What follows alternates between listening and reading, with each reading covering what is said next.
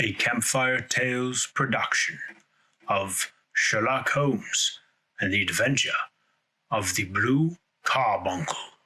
Welcome to Story Time. I had called upon my friend Sherlock Holmes upon the second morning after Christmas, with the intention of wishing him the compliments of the season. He was lounging upon the sofa in a purple dressing gown, a pipe rack within his reach upon the right, and a pile of crumpled morning papers. Eventually, newly studied, near at hand beside the couch was a wooden chair, and on the angle of the back hung a very seedy and disreputable hard felt hat, much the worse for wear and cracked in several places.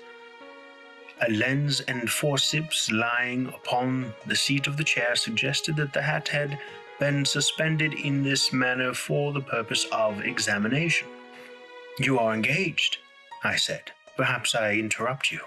"Not at all. I'm glad to have a friend with whom I can discuss my results. The matter is a perfectly trivial one." He jerked his thumb in the direction of the old hat.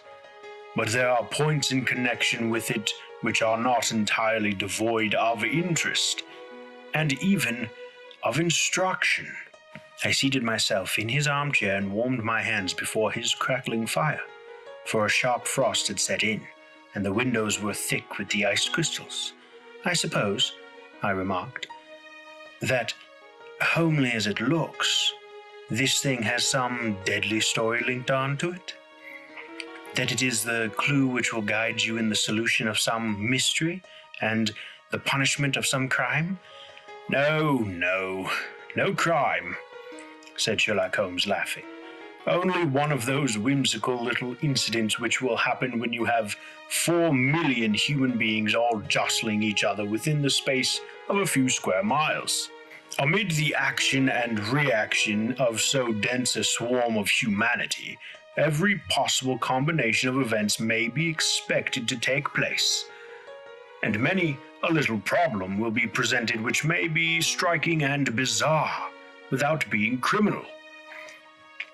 We have already had experience of such." "So much so," I remarked, "that of the last 6 cases which I have added to my notes, 3 have been entirely free of any legal crime." "Precisely. You allude to my attempt to recover the Irene Adler papers, to the singular case of Miss Mary Sutherland, and to the adventure of the man with the twisted lip. Well, I have no doubt that this small matter will fall into the same innocent category. You know Peterson, the commissioner?" "Yes." "It is to him that this trophy belongs." "Is it his hat?" No, he found it. Its owner is unknown. I beg that you will look upon it not as a battered billycock, but as an intellectual problem. And first, as to how it came here. It arrived upon Christmas morning, in company with a good fat goose, which is, I have no doubt, roasting at this moment in front of Peterson's fire. The facts are these. About 4 o'clock on Christmas morning, Peterson, who, as you know, is a very honest fellow, was returning from some small jollification and was making his way homeward down Tottenham Court Road. In front of him he saw in the gaslight a tallish man walking with a slight stagger and carrying a white goose slung over his shoulder. As he reached the corner of Goodage Street, a row broke out between this stranger and a little knot of roughs. One of the latter knocked off the man's hat, on which he raised his stick to defend himself and, swinging it over his head, smashed the shop window behind him. Peterson had rushed forward to protect the stranger from his assailants, but the man, shocked at having broken the window and seeing an official-looking person in uniform rushing towards him, dropped his goose, took to his heels, and vanished amid the labyrinth of small streets which lie at the back of Tottenham Court Road. The roughs had also fled at the appearance of Peterson, so that he was left in possession of the field of battle, and also of the spoils of victory in the shape of this battered hat and a most unimpeachable Christmas goose, which surely he restored to their owner. My dear fellow, there lies the problem. It is true that for Mrs. Henry Baker was printed upon a small card which was tied to the bird's left leg. It is also true that the initials HB are legible upon the lining of this hat. But there are some thousands of Bakers, and some hundred of Henry Bakers, in this city of ours. It is not easy to restore lost property to any of them. What then did Peterson do? He brought round both hat and goose to me on Christmas morning. Knowing that even the smallest problems are of interest to me, the goose we retained until this morning, when there were signs that, in spite of the slight frost, it would be well that it should be eaten without unnecessary delay. Its finder has carried it off thereafter to fulfill the ultimate destiny of a goose, while I continue to retain the hat of the unknown gentleman who lost his Christmas dinner. Did he not advertise? No. Then what clue could you have as to his identity? Only as much as we can deduce. From his hat. Precisely. But you are joking. What can you gather from this old battered felt? Here's my lens. You know my methods. What can you gather yourself as to the individuality of the man who has worn this article? I took the tattered object in my hands and turned it over rather roughly. It was a very ordinary black hat of the usual round shape, hard and much the worse for wear. The lining had been of red silk, but was a good deal discolored. There was no marker's name, but as Holmes had remarked, the initials HB were scrawled upon one side. It was pierced in the brim for a hat secure, but the elastic was missing. For the rest, it was cracked, exceedingly dusty, and spotted in several places, although there seemed to have been some attempt to hide the discolored patches by smearing them with ink. I can see nothing, I said, handing it back to my friend. On the contrary, Watson, you can see everything. You fail, however, to reason from what you see. You are too timid in drawing your inferences. Then pray, tell me what it is that you can infer from this hat. He picked it up and gazed at it in the peculiar introspective fashion which was characteristic of him. It is perhaps less suggestive than it might have been, he remarked, and yet there are a few inferences which are very distinct, and a few others which represent at least a strong balance of probability. That the man was highly intellectual is of course obvious upon the face of it, and also that he was fairly well-to-do within the last 3 years, although he has now fallen upon evil days. He had foresight, but has less now than formerly, pointing to a moral retrogression which, when taken with the decline of his fortunes, seems to indicate some evil influence, probably drink, at work upon him. This may account for the obvious fact that his wife has ceased to love him. My dear Holmes, he has, however, retained some degree of self-respect. He continued, disregarding my remonstrance. He is a man who leads a sedentary life, goes out little, is out of training entirely, is middle-aged, has grizzled hair with which he has had cut within the last few days, and which he anoints with lime cream. These are the more patent facts which are to be deduced from his hat. Also, by the way, it is extremely improbable that he has gas laid on in his house. You are certainly joking, Holmes. Not in the least. It is possible that even now, when I give you these results, you are unable to see how they are attained. I have no doubt that I am very stupid, but I must confess that I am unable to follow you. For example, how did you deduce that this man was intellectual? For answer, Holmes clapped the hat upon his head. It came right over the forehead and settled upon the bridge of his nose. "It is a question of cubic capacity," said he. "A man with so large a brain must have something in it." "The decline of his fortunes, then?" "This hat is 3 years old. These flat brims curled at the edge came in then. It is a hat of the very best quality. Look at the band of ribbed silk and the excellent lining. If this man could afford to buy so expensive a hat 3 years ago, and has had no hat since, then he has assuredly gone down in the world." "Well, that is clear enough, certainly. But how about the foresight and the moral retrogression?" Sherlock Holmes laughed. "Here's the foresight," said he, putting his finger upon the little disc and loop of the hat secure. "They are never sold upon hats. If this man ordered one, it is a sign of a certain amount of foresight, since he went out of his way to take the precaution against the wind. But since we see that he has broken the elastic and has not troubled to replace it, it is obvious that he has less foresight now than formerly, which is a distinct proof of a weakening nature.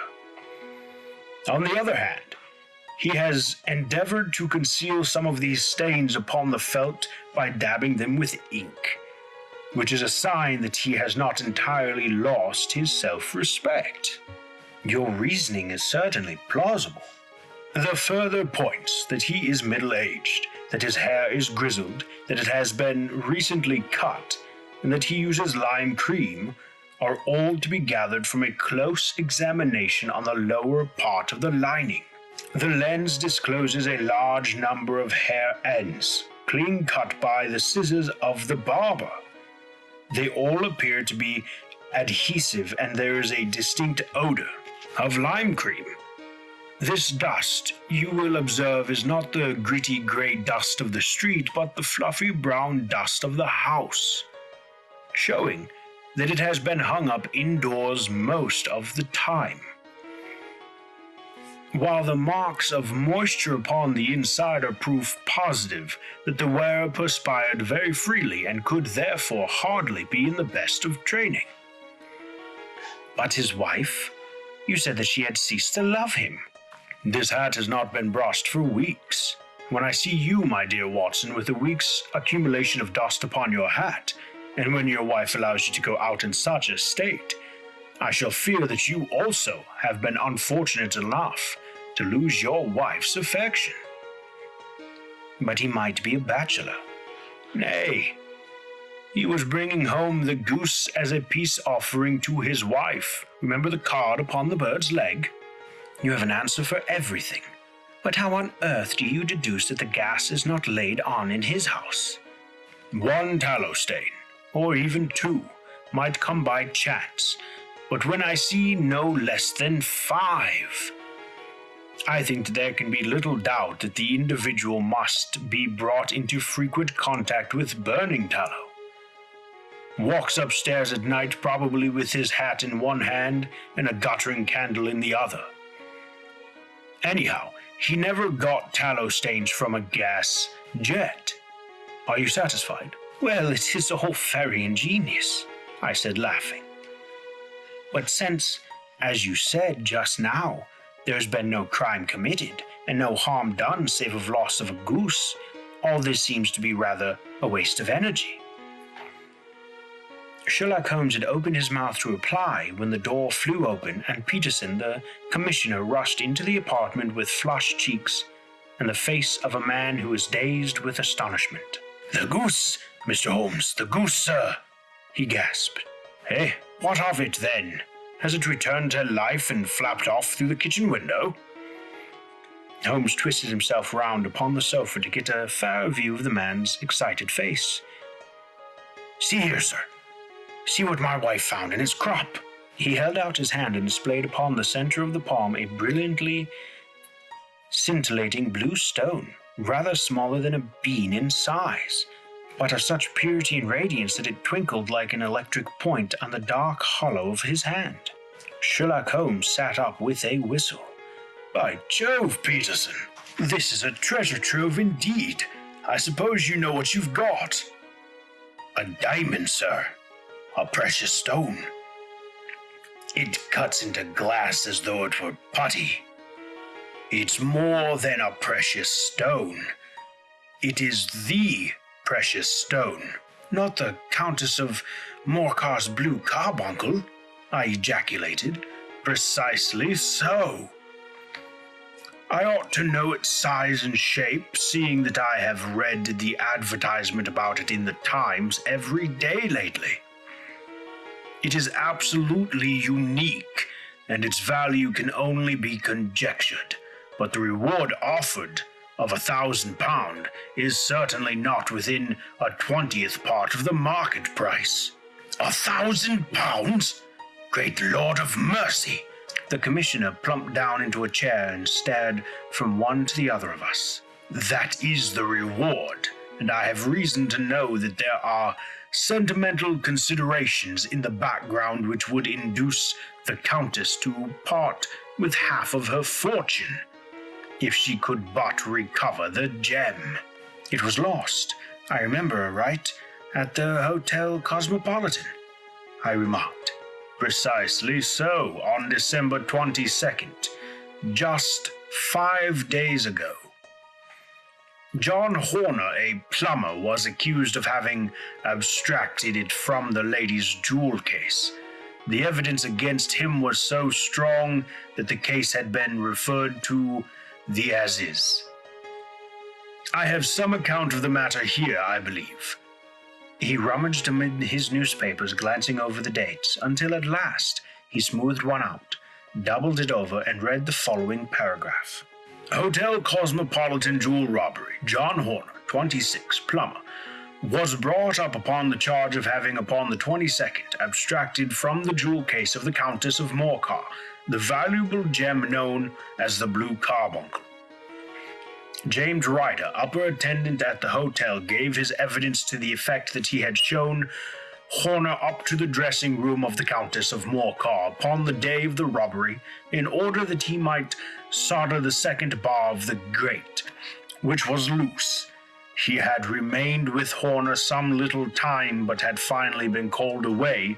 On returning, he found that Horner had disappeared, that the bureau had been forced open, and that the small morocco casket in which, as it afterwards transpired, the Countess was accustomed to keep her jewel, was lying empty upon the dressing table.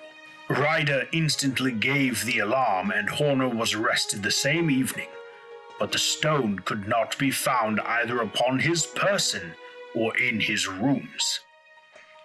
Catherine Cusick, maid to the Countess, disposed to having heard Ryder's cry of dismay on discovering the robbery, and to having rushed into the room where she found matters as described by the last witness.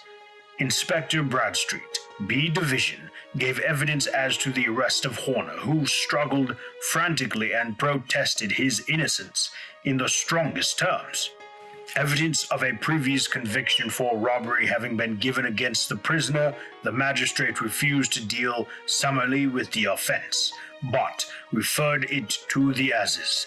Horner, who had shown signs of intense emotion during the proceedings, fainted away at the conclusion and was carried out of court. So much for the police court," said Holmes thoughtfully, tossing aside the paper. "The question for us now to solve is the sequence of events leading from a rifled jewel case at one end to the crop of a goose in Tottenham Court Road at the other. You see, Watson, our little deductions have suddenly assumed a much more important and less innocent aspect. Here's the stone. The stone came from the goose. And the goose came from Mr. Henry Baker, the gentleman with the bad hat and all the other characteristics with which I have bored you. So now we must set ourselves very seriously to finding this gentleman and ascertaining what part he has played in this little mystery. To do this, we must try the simplest means first, and these lie undoubtedly in the advertisement in all the evening papers.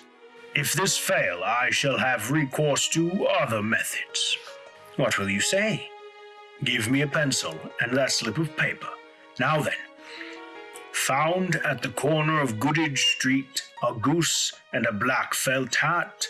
Mr. Henry Baker can have the same by applying at 6:30 this evening at 221B Baker Street. That is clear and concise. Very, but will he see it? Well, he is sure to keep an eye on the paper, since to a poor man the loss was a very heavy one. He was clearly so scared by his mischance in breaking the window and by the approach of Peterson that he thought of nothing but flight. But since then he must have bitterly regretted the impulse which caused him to drop his bird. Then again, the introduction of his name will cause him to see it, for everyone who knows him will direct his attention to it. Here you are, Peterson. Run down to the advertising agency and have this put on the evening papers. In which, sir? Oh, in the Globe, Star, Pall Mall, St. James Evening News, Standard Echo, and any others that occur to you. Very well, sir. And the stone? Ah, yes. I shall keep the stone. Thank you. And I say, Peterson, just buy a goose on your way back and leave it here with me, for we must have one to give to this gentleman in place of the one which your family is now devouring. When the commissioner had gone, Holmes took up the stone and held it against the light. It's a bonny thing, he said. Just see how it glints and sparkles. Of course, it is a nucleus and focus of crime. Every good stone is. They are the devil's pet baits. In the larger and older jewels, every facet may stand for a bloody deed. The stone is not yet 20 years old. It was found in the banks of the Amoy River in southern China, and is remarkable in having every characteristic of the carbuncle, save that it is blue in shade instead of ruby red. In spite of its youth, it has already a sinister history. There have been 2 murders, a vitriol throwing, a suicide, and several robberies brought about for the sake of this 40-grain weight of crystallized charcoal. Who would think that so pretty a toy would be a purveyor to the gallows and the prison? I'll lock it up in my strong box now and drop a line to the Countess to say that we have it. Do you think that this man Horner is innocent? I cannot tell. Well, then, do you imagine that this other one, Henry Baker, had anything to do with the matter? It is, I think, much more likely that Henry Baker is an absolutely innocent man, who had no idea that the bird he was carrying was of considerably more value than if it were made of gold. That, however, I shall determine by a very simple test if we have an answer to our advertisement. And you can do nothing until then? Nothing. In that case, I shall continue my professional round, but I shall come back in the evening at the hour you have mentioned, for I should like to see the solution of this tangled business. Very glad to see you. I dine at 7. There's a woodcock, I believe. By the way, in view of recent occurrences, perhaps I ought to ask Mrs. Hudson to examine its crop. I had been delayed at a case, and it was a little after 6:30 when I found myself in Baker Street once more. As I approached the house, I saw a tall man in a Scotch bonnet, with a coat which was buttoned up to his chin, waiting outside in the bright semicircle which was thrown from the fanlight. Just as I arrived, the door was opened, and we were shown up together to Holmes's room. "Mr. Henry Baker, I believe," said he, rising from his armchair and greeting his visitor with the easy air of geniality which he could so readily assume. "Pray take this chair by the fire, Mr. Baker. It is a cold night, and I observe that your circulation is more adapted for summer than for winter." "Ah, Watson, you have just come at the right time. Is that your hat, Mr. Baker?" "Yes, sir. That is undoubtedly my hat." He was a large man with rounded shoulders, a massive head, and a broad, intelligent face, sloping down to a pointed beard of grizzled brown. A touch of red in nose and cheeks, with a slight tremor of his extended hand, recalled Holmes's surmise as to his habits. His rusty black frock coat was buttoned right up in front, with the collar turned up, and his lank wrists protruded from the sleeves without a sign of cuff or shirt. He spoke in a slow, staccato fashion, choosing his words with care, and gave the impression generally of a man of learning and letters who had ill usage at the hands of fortune. "We have retained these things for some days," said Holmes, "because we expected to see an advertisement from you given your address. I am at a loss to know now why you did not advertise." Our visitor gave a rather shamefaced laugh. "Shillings have not been so plentiful with me as they once were," he remarked. "I had no doubt that the gang of roughs who assaulted me had carried off both my hat and the bird. I did not care to spend more money in a hopeless attempt at recovering them." "Very naturally. By the way, about the bird, we were compelled to eat it." "To eat it?" Our visitor half rose from his chair in his excitement. "Yes, it would have been of no use to anyone had we not done so, but I presume that this other goose upon the sideboard, which is about the same weight and perfectly fresh, will answer your purpose equally well."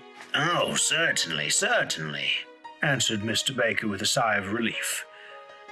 "Of course, we still have the feathers, legs, crop, and so on of your own bird, so if you wish—" The man burst into a hearty laugh. "They might be useful to me as relics of my adventure," said he.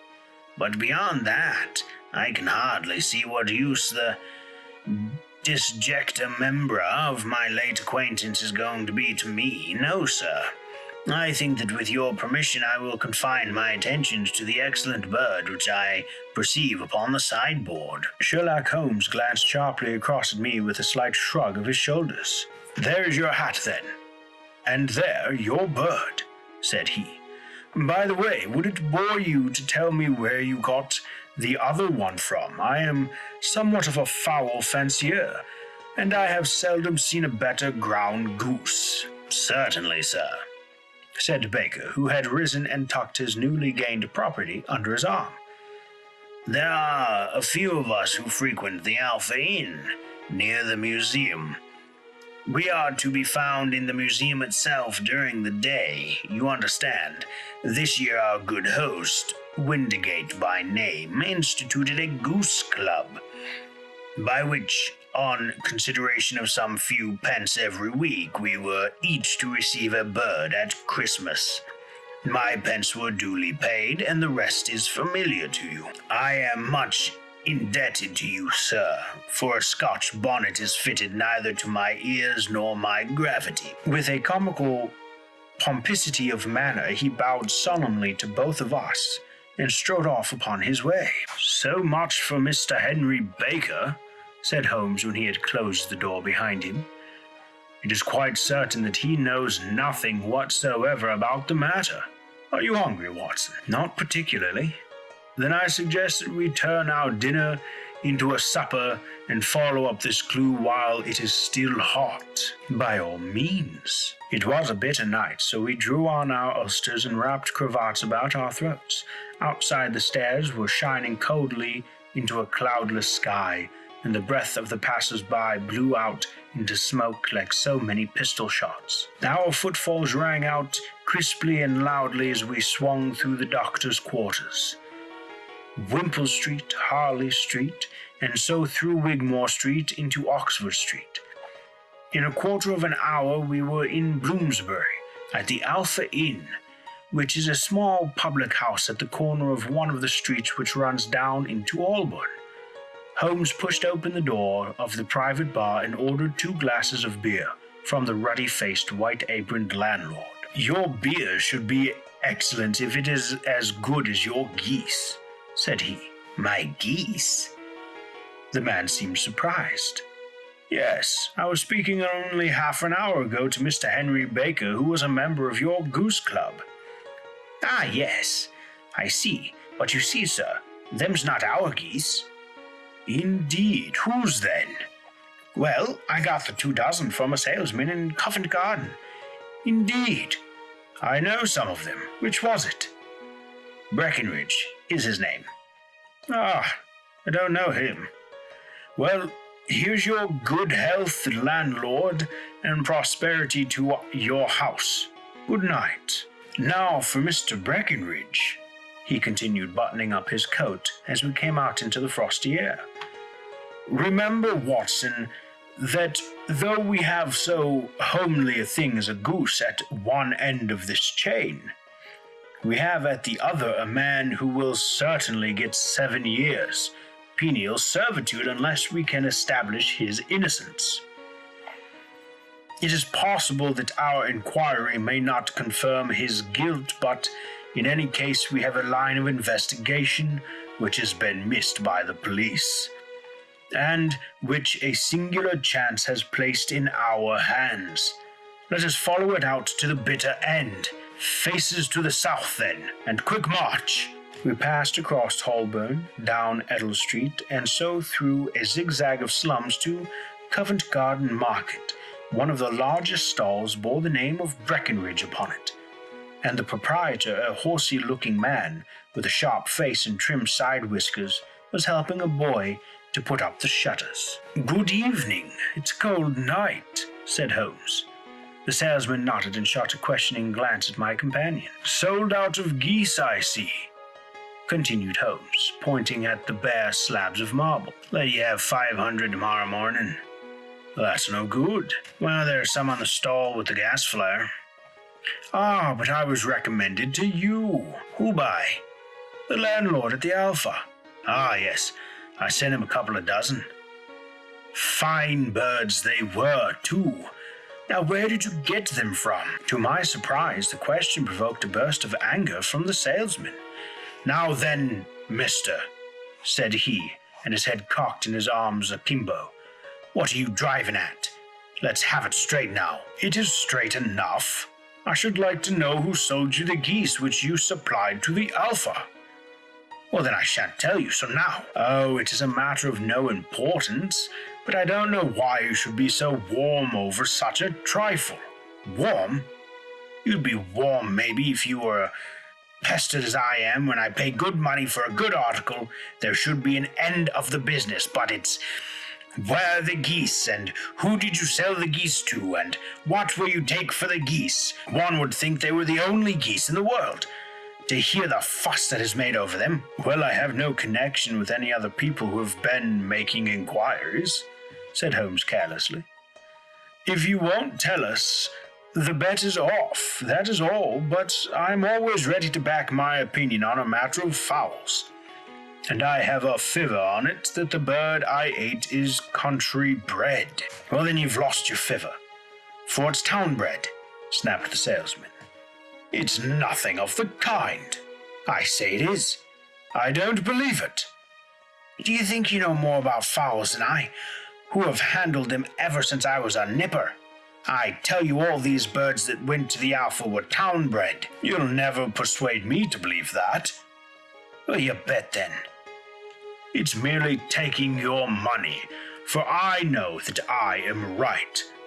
But I'll have a sovereign on with you just to teach you not to be obstinate." The salesman chuckled grimly. "Bring me the book, Bill," said he.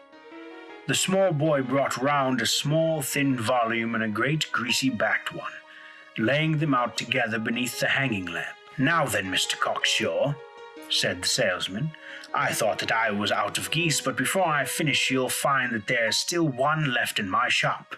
You see this little book? Well, that's the list of the folk from whom I buy, do you see?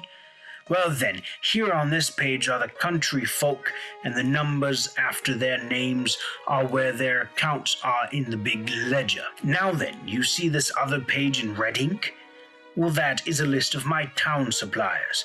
Now look at that third name. Just read it out to me. Mr. Oakshott, 117 Brixton Road, 249, read Holmes. Quite so. Now turn that up in the ledger. Holmes turned to the page indicated. Here you are, Mrs. Oakshott, 117 Brixton Road, egg and poultry supplier. Now then, what's the last entry? December 22nd, 24 geese at 7 shillings 6 pence. Quite so. There you are. And underneath, sold to Mr. Windigate of the Alpha at 12 shillings. And what have you say now? Sherlock Holmes looked deeply chagrined. He drew a sovereign from his pocket and threw it down upon the slab, turning away with the air of a man whose disgust is too deep for words. A few yards off, he stopped under a lamp-post and laughed in the hearty, noiseless fashion which was peculiar to him. When you see a man with whiskers of that cut, and the pink 'un protruding out of his pocket, you can always draw him by a bet, said he. I dare say that if I had put £100 down in front of him, that man would not have given me such complete information as was drawn from him by the idea that he was doing me on a wager. Well, Watson, we are, I fancy, nearing the end of our quest, and the only point which remains to be determined is whether we should go on to this Mrs. Oakshott tonight, or whether we should reserve it for tomorrow. It is clear from what that Shirley fellow said that there are others besides ourselves who are anxious about the matter, and I should—" His remarks were suddenly cut short by a loud hubbub which broke out from the stall which we had just left. Turning around, we saw a little rat-faced fellow standing in the center of the circle of yellow light, which was thrown by the swinging lamp, while Breckenridge, the salesman, framed in the door of his stall, was shaking his fist fiercely at the cringing figure. "I've had enough of you and your geese," he shouted. "I wish you were all at the devil together. If you come pestering me any more with your silly talk, I'll set a dog on you. You bring Mrs. Oakshott here and I'll answer her. But what have you to do with it? Did I buy the geese off you?" "No, but one of them was mine all the same," whined the little man. "Well then, ask Miss Oakshott for it." "She told me to ask you." "Well, you can ask the King of Perusa for all I care. I've had enough of it. Get out of this." He rushed fiercely forward, and the inquirer flitted away into the darkness. "Ha! This may save us a visit to Brixton Road," whispered Holmes. "Come with me, and we will see what is to be made of this fellow." Striding through the scattered knots of people who lounged around the flaring stalls, my companion speedily overtook the little man and touched him light upon the shoulder. He sprang around, and I could see in the gaslight that every vestige of color had been driven from his face. "Who are you, then? What do you want?" he asked in a quavering voice. "You will excuse me," said Holmes blandly, "but I could not help overhearing the questions which you put to the salesman just now. I think I could be of assistance to you." "You? Who are you? How could you know anything of this matter?" "My name is Sherlock Holmes," It is my business to know what other people don't know. But you can know nothing of this. Excuse me, I know everything of it. You are endeavoring to trace some geese which were sold by Miss Oakshott of Brixton Road to a salesman named Breckenridge, by him in turn to Mr. Windigate of the Alpha, and by him to his club, of which Mr. Henry Baker is a member. Oh, sir, you have the very man whom I have longed to meet, cried the little fellow with outstretched hands and quavering fingers. I can hardly explain to you how interested I am in this matter. Sherlock Holmes hailed a four-wheeler which was passing. In that case, we had better discuss it in a cozy room rather than in this wind-swept marketplace. But pray tell me before we go further, who is it that I have the pleasure of assisting? The man hesitated for an instant.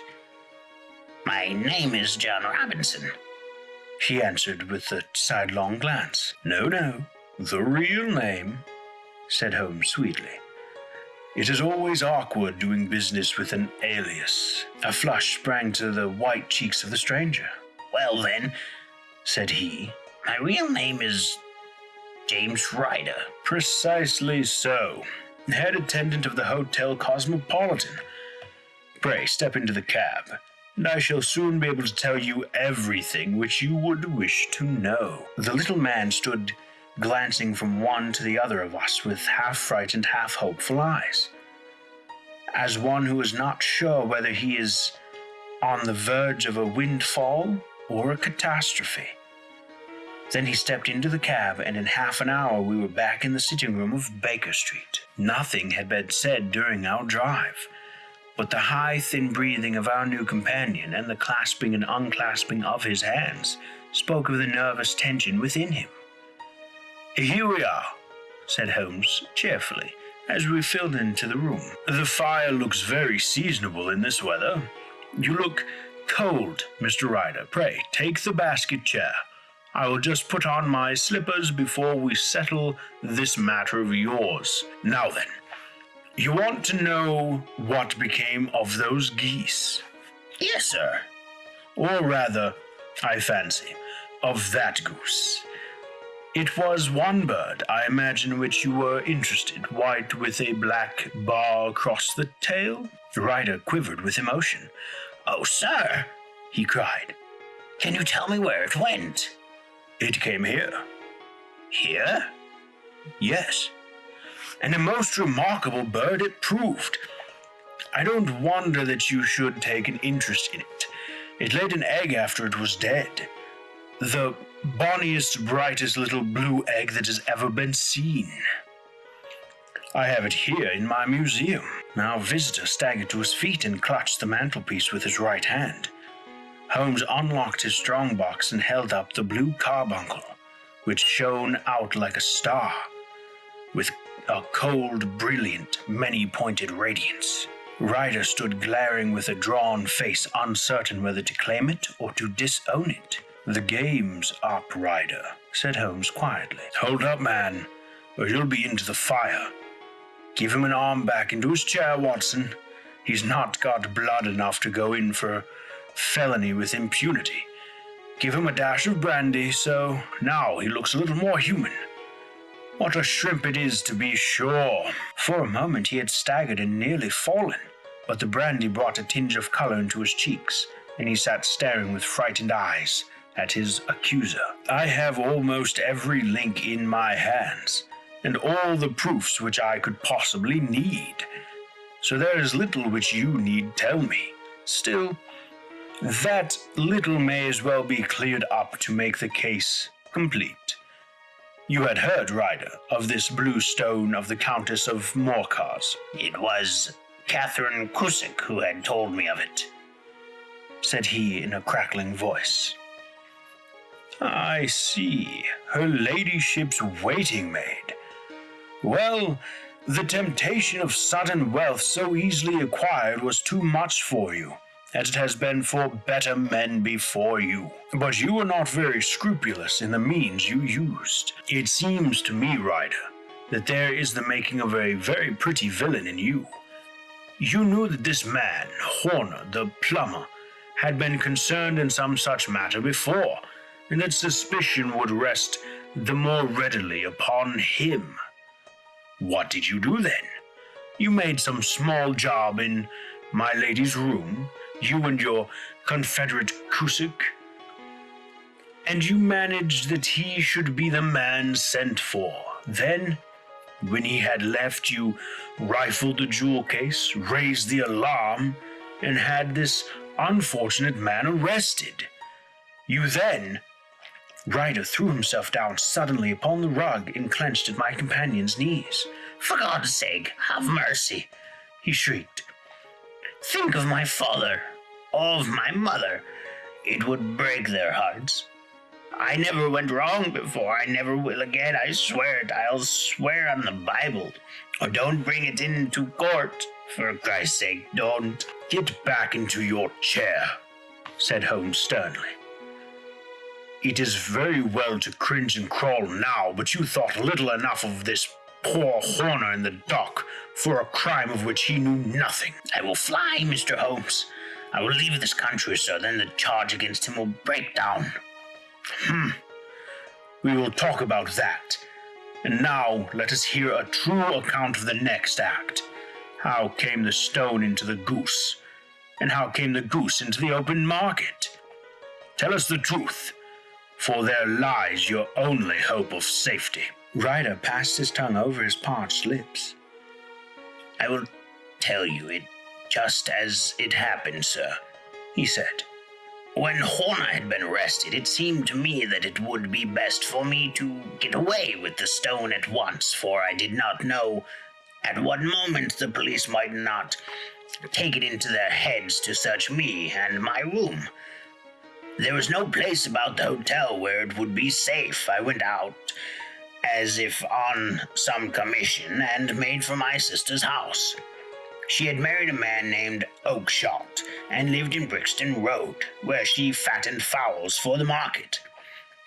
All the way there, every man I met seemed to me to be a policeman or a detective, and for all that it was a cold night, the sweat was pouring down my face before I came to Brixton Road.